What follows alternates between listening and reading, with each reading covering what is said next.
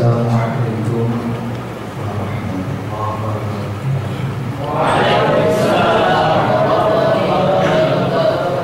Bismillahirrahmanirrahim. Alhamdulillahirabbil alamin. Wassalatu wassalamu ala asyrafil anbiya'i wal mursalin sayyidina wa maulana Muhammadin wa ala alihi wa sahbihi ajma'in. Amma ba'du. Yang kita tahukan para masyayikh, para asatidz, utamanya beliau acara biasa atas Bapak narasumber dalam acara pagi ini, beliau Haji Mubarak Al-Balik dan juga pembina sekaligus wali kelas 9 Madrasah Al-Bala'i Pondok Pesantren dan beliau Ustaz Imam Fadil.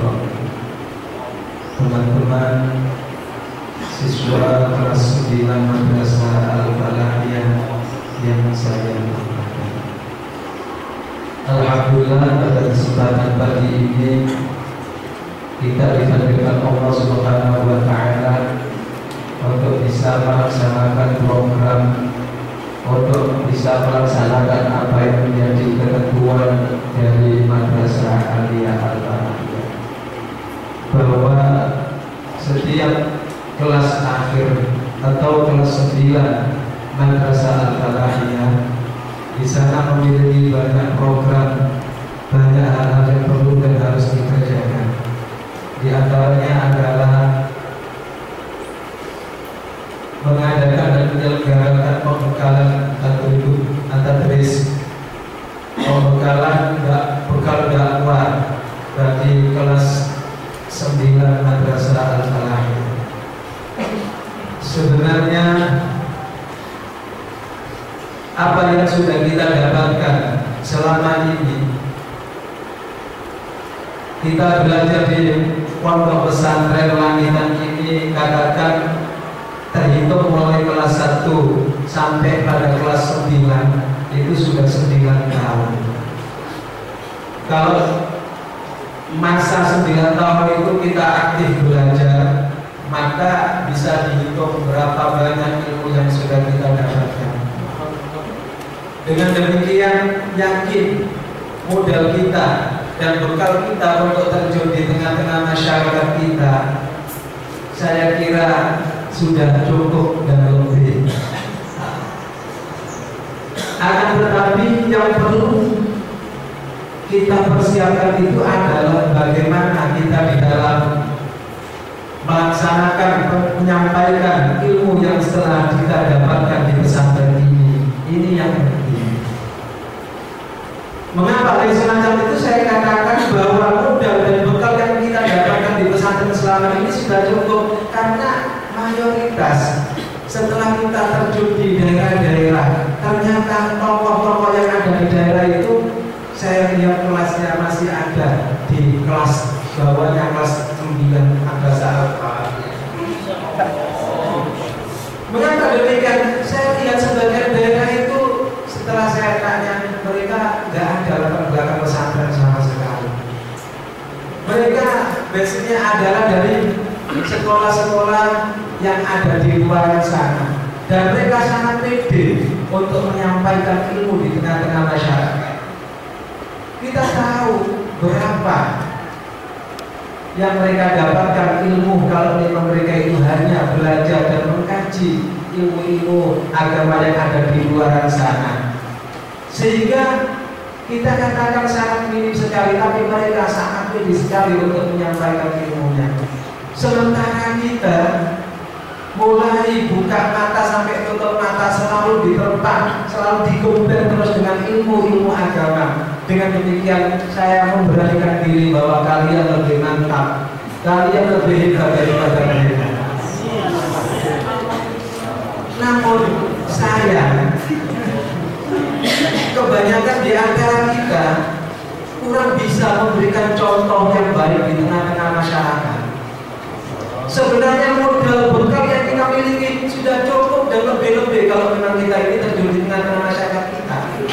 Namun ketika kita di tengah-tengah masyarakat, kita tidak bisa melaksanakan apa yang sudah kita miliki. Kita tidak bisa mempraktekkan apa yang sudah kita dapatkan, dan kita tidak bisa memberi contoh yang baik di tengah-tengah masyarakat. Sehingga dari itulah di satu sisi ada kelebihan modal dan bekal, tapi di sisi yang lain tidak menunjang dalam praktek sehari-hari.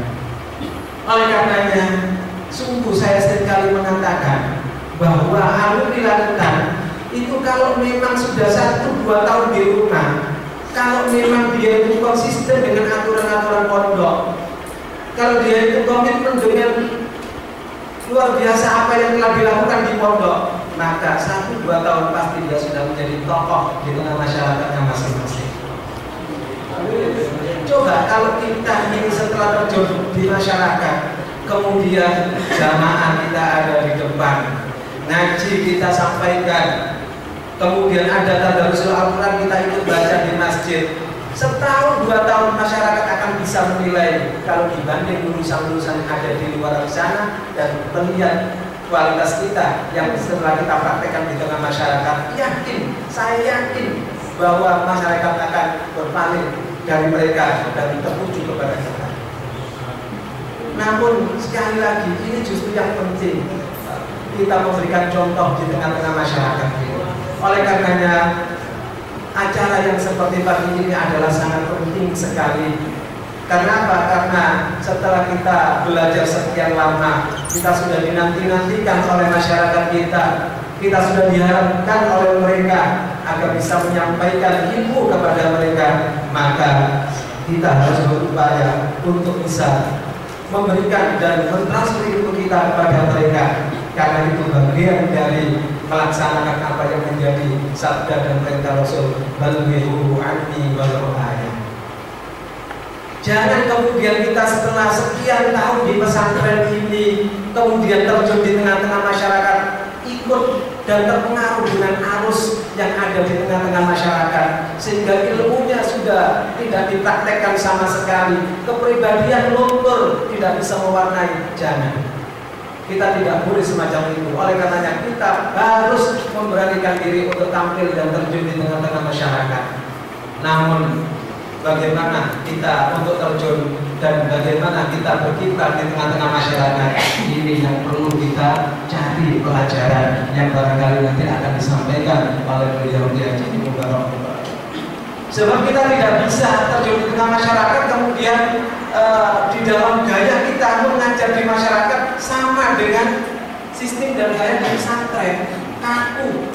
Kenapa? Karena masyarakat itu wawasannya dan latar belakangnya berbeda-beda. Bedanya Pak Guru mengajar di pesantren, ini semuanya enak, memiliki tujuan yang sama, tafaqquh fiddin, enak. Tapi ketika di tengah-tengah masyarakat, mereka memiliki ciri yang berbeda. Dari sini kita harus bisa memahami karakter dan watak masyarakat, sehingga kalau memang demikian kita akan bisa diterima oleh mereka. Jauhnya Syekh Abdul Hakim, ketika teman-teman seperti kalian ini mau diterjunkan di tengah-tengah masyarakat, beliau menjawab apa? Wadarihim madu tafi darihim wa ardihim madu tafi ardihim, atau wa ardihim madu tafi ardihim wa darihim madu tafi darihim. Wa ardihim, dan kita harus bisa mengambil hati masyarakat, madu tafi ardihim, selama kita ini terjun di tengah-tengah mereka. Kita harus mengambil perasaan dan hati mereka dulu. Kita ketika datang di tengah-tengah masyarakat, jangan langsung kalau musolifu, pahami watak dan karakter masing-masing masyarakat ini.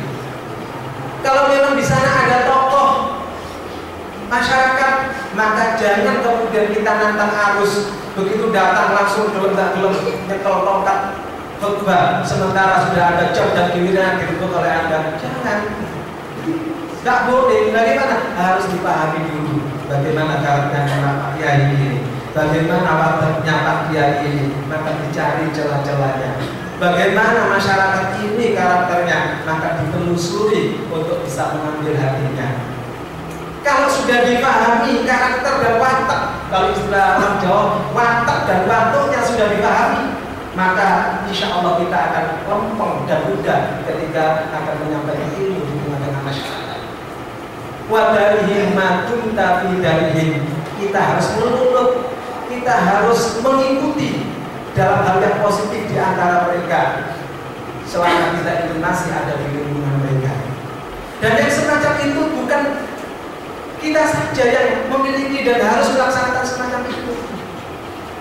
Menurut hikayah Bayi Maksum Ahmad yang ada di Lasem, ketika beliau pertama kali di dalam perintis pengajiannya itu ikut pada masyarakatnya, ketika masyarakatnya, anak-anaknya itu kalau jam sekian itu dolanan, maka beliau nimbrung di situ. Kemudian setelah waktunya sholat, beliau ngajak mereka sholat sambil dikasih hadiah apa permen dan lain sebagainya. Setelah itu diarahkan ngaji. Habis itu mereka dipulangkan kembali dan ada kegiatan apa saja diikuti sama kami. Artinya apa? Meluluh dan juga hati mereka. Kita tidak bisa kemudian keras sesuai dengan apa kemauan kita, tidak boleh. Contoh semisal yang seringkali ada cerita, ada orang mu'alaf kemudian memiliki keluarga yang ada 8. Sementara seringkali dia dengarkan bahwa kurban sapi itu cukup kurang 7.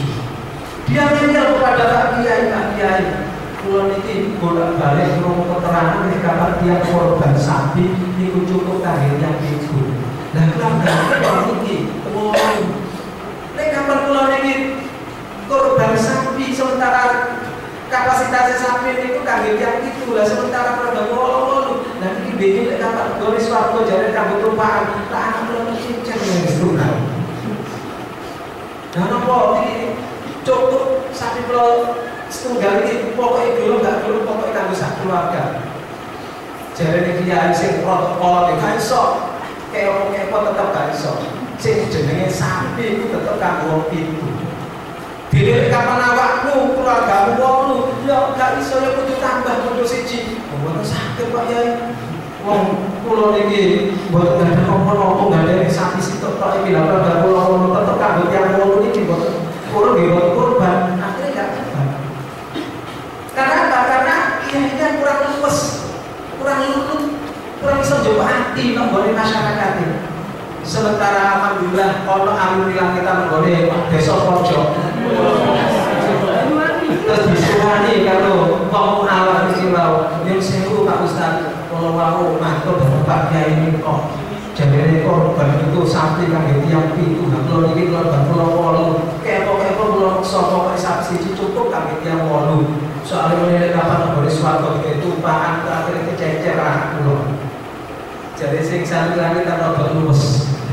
Oh iya memang uang korban itu mereka butuh tumpahan untuk boleh suatu. Nah, sing udah sing sampai korban boleh kiri cilik, mulai boleh kalau dari gede.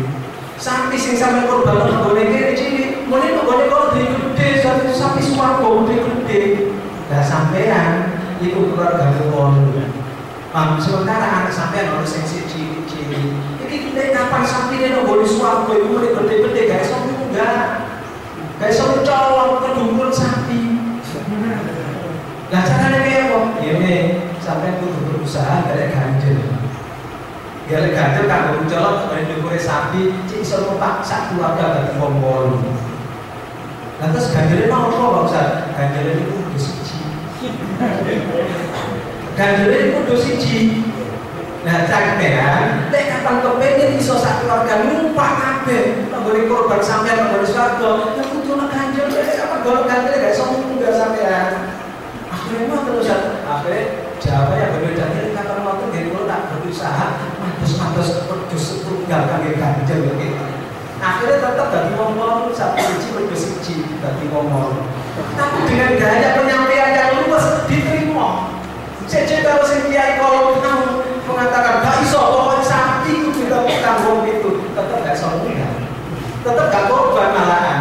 Nah inilah yang saya maksud bahwa kita di dalam berdakwah itu harus sesuai dengan karakter. Pertama kali harus memahami persis dengan dawuh Allah, ud'u ila sabili rabbika bil hikmati wal mau'izatil hasanah. Bapak dan teman-teman kelas 9 Al-Falaq yang saya katakan, kemudian sebagai program madrasah ini merupakan kabar gembira bagi kelas 9 bahwa setiap akhir dalam waktu pelaksanaan haflah akhir sana ada acara yang sangat fenomenal dan dahsyat, yaitu penyematan surga bagi kelas 9 Al-Falaq. Dan itu tidak bisa didapatkan bagi adik-adik kelas, apalagi kelas 1 yang tidak akan mungkin bisa mendapat penyematan surga dari masyarakat, itu tidak mungkin. Atau Anda bisa belajar sampai kelas 6, kelas 7, tidak nutup sampai kelas 9 pun tidak akan bisa merasakan dikalungi surga bahagia. Itu hanya spesial, hanya khusus, itu hanya kebanggaan yang memang sengaja diperuntukkan oleh beliau-beliau untuk anak didik beliau-beliau khusus kelas 9. Oleh karenanya kalian harus undang. Nanti menyambut penyematan surga dari masyarakat yang di situ ada tanda-tanda yang masyarakat, dan ini merupakan jimat. Ini merupakan jimat dan jimat boleh digunakan kalau saat dakwah saja. Pada diobral baik kakak-kakak biyen. Saya lihat itu sorban yang ada tapak asalnya masyarakat klelar-kleler kayak kumpul turu, jangan. Boleh kapan Anda sudah mendapatkan sorban itu rambut sing api, rawat yang bagus dan bisa digunakan oleh kapan tampil ke ini khutbah saja.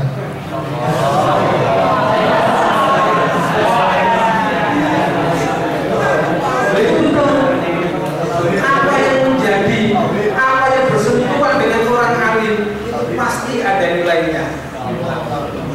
Jangankan tanda tangannya, jangankan beliau yang menyematkan, makanan yang disentuh oleh orang alim itu sudah memberikan bekas yang positif bagi orang yang memanfaatkannya. Apalagi di sorban yang ada tapak asalnya masyayikh, yang menyematkan juga masyayikh, ini adalah penghargaan yang luar biasa.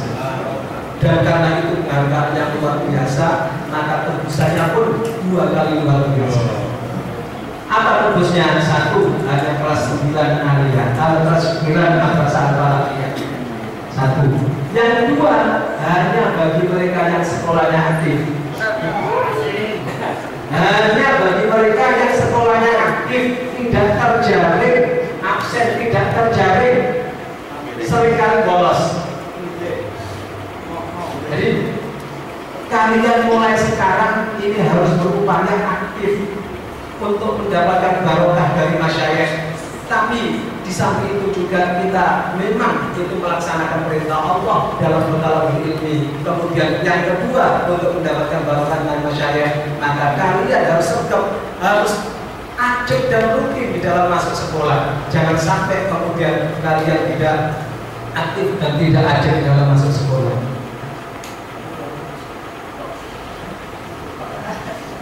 Yang kedua, syarat yang kedua seperti keputusan rapat kemarin dan dawuh masyayikh adalah kitab yang dimiliki harus pokok. Ingat, itu semuanya adalah demi kebaikan masa depan kita semua.